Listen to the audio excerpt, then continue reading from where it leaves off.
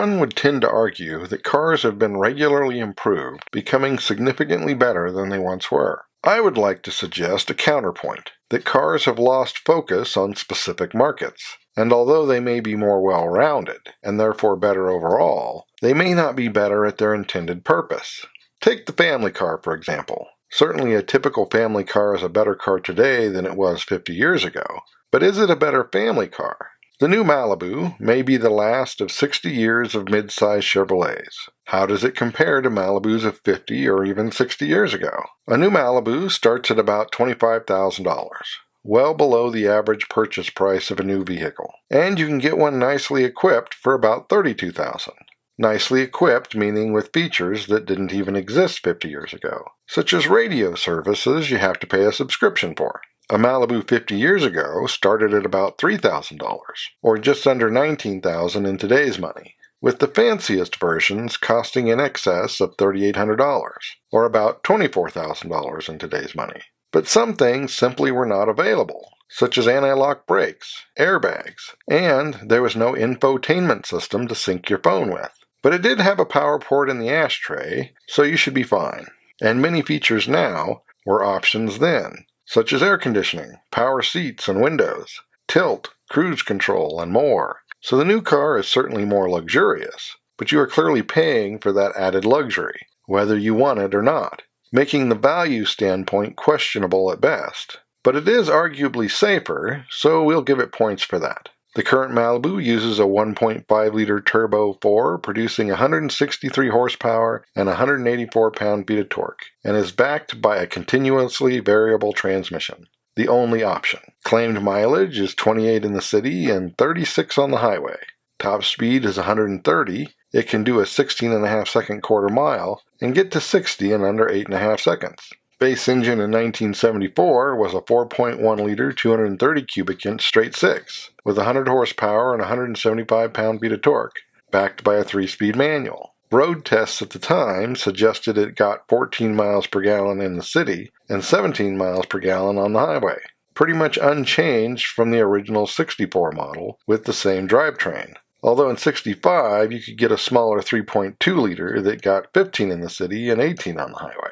Clearly, the new Malibu is a much better economy car, helped by the 400-pound weight difference, among other things, such as gearing and fuel injection, and a drag coefficient of 0.29 compared to 0.46, and so on. The top engine in 1974 was a 7.4-liter 454 V8 with a rating of 235 horsepower and 360 pound-feet of torque, which was speed limited to 115 miles an hour.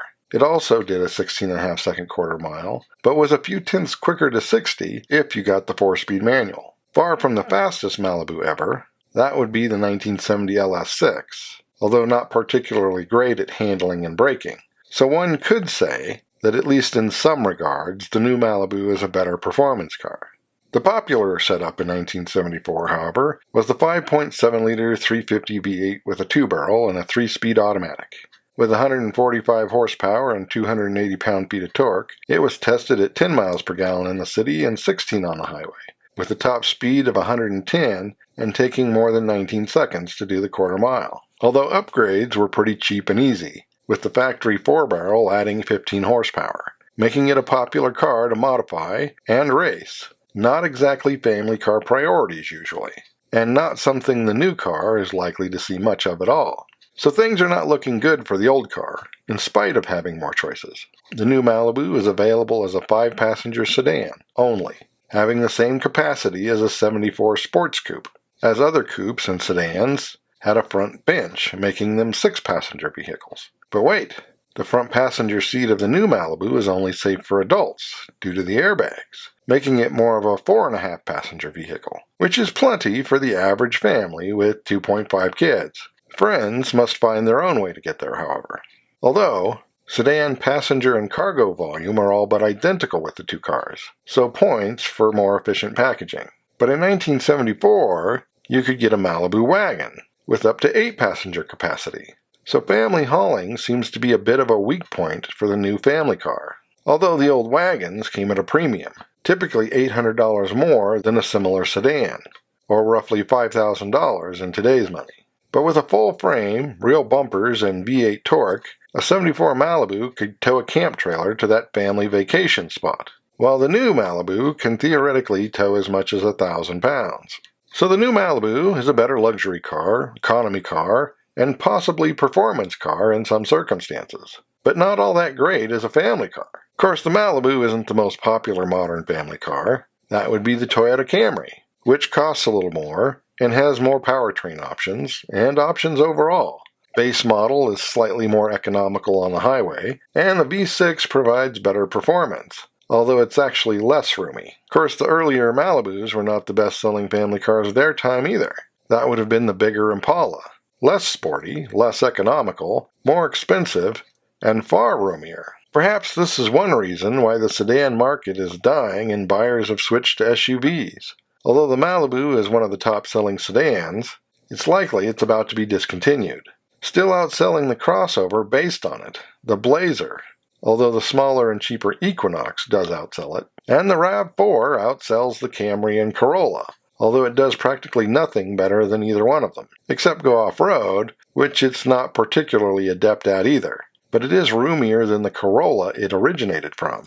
And the Camry still outsells the SUV that originated from it, the Highlander, suggesting at least part of the success of SUVs may have more to do with profit margins than actual sales. Still, the most popular segment today is the compact crossover SUV, which isn't really all that good at anything. A segment that once focused on serious off-roading and simple utility, hence the sport utility designation. Today, it's a jack of all trades and master of none. Perhaps that should be the motto of modern vehicles. No niche vehicles, just variations of a single concept in different lengths, including one long enough to carry the entire family in comfort and all their stuff, because family cars no longer do that. So as always, thanks for watching. Don't forget to comment below and like and subscribe.